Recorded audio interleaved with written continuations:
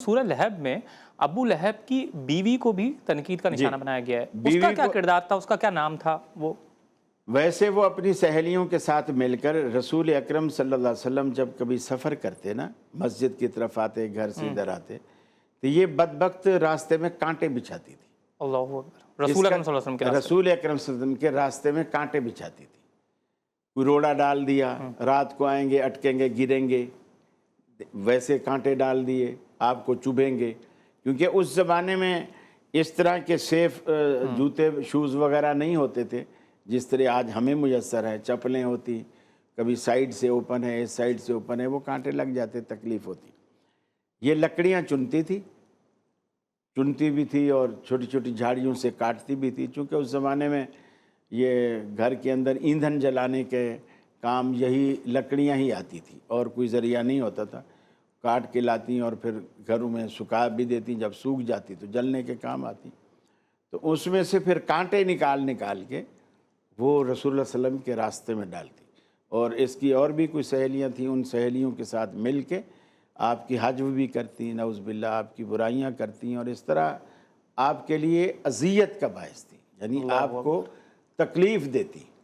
اتنا پرسنل گرج تھا یعنی دونوں کو۔ جی ہاں، اور پھر اللہ تعالیٰ نے اس کی بھی موت، وہ جو جن رسیوں سے باندھ کر گٹھلیاں گھر میں لاتی تھیں، وہی رسی اس کے گلے میں اٹک گئی، کھجور کے پتوں سے بنی ہوئی تھی، اور وہ گلے میں اٹک گئی، اور بالکل اس کو ایسا پھندا لگ گیا، جیسے کوئی یعنی بندہ دبانے والا کوئی نہیں ہے کہ کوئی بندے نے جا کے پھندا لگایا، یہ اللہ کی طرف سے ہی ایسا ہوا، اور وہ گلا گھنٹ کر وہ مری۔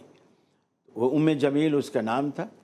تو یہ دونوں یعنی میاں بھی اور بیوی بھی یہ رسول اکرم صلی اللہ علیہ وسلم کے لیے اذیت کا باعث رہے جب تک رہے، لیکن اسلام کے آنے کے بعد، اسلام کے آنے سے پہلے خونی رشتے سے پیار تھا، اور جب آپ نے دعوت توحید دی، اور اب آپ دیکھیے کہ جو توحید دعوت ہی ایسی ہے کہ یہ بہت سارے خونی رشتے بھی آپس میں جدا ہو جاتے ہیں۔ اللہ اکبر۔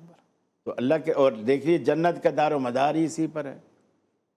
ہر جائی بندہ اللہ رب العالمین کو بالکل بھی پسند نہیں، یک جائی۔ ڈاکٹر صاحب ایک ذہن میں یہ سوال آ رہا ہے کہ نظریاتی تو ظاہر ہے ایک چیز ہوتی ہے کہ اختلافات ہوتے ہیں اس بنیاد کے اوپر، لیکن اتنا زیادہ پرسنل گرج کہ اتنا زیادہ ان کے ساتھ دشمنی رکھنا اور اتنی زیادہ پرسنل لیول کے اوپر محنت کر کے ان کو اذیت پہنچانا، یعنی نہ صرف یہ کہ نظریاتی طور پہ آپ کوئی ورکنگ کر رہے ہیں، ایکٹیویٹیز کر رہے ہیں تاکہ ان کے نظریات کی خلاف ورزی کریں اور ان کو پیچھے کریں۔ یہ تو آپ نے بہت آسان بات کی۔ میں کہتا ہوں یہاں ہمارے ہاں اس دور میں عصر حاضر کے حوالے سے قاری صاحب میں چاہوں گا کہ عصر حاضر میں نظریات بھی اتنے گیپ والے نہیں ہوتے، صرف پارٹی دوسری ہوتی ہے، اور ایک دوسرے سے ایسے دشمن ہوتے ہیں جس جان کے دشمن ہوتے ہیں۔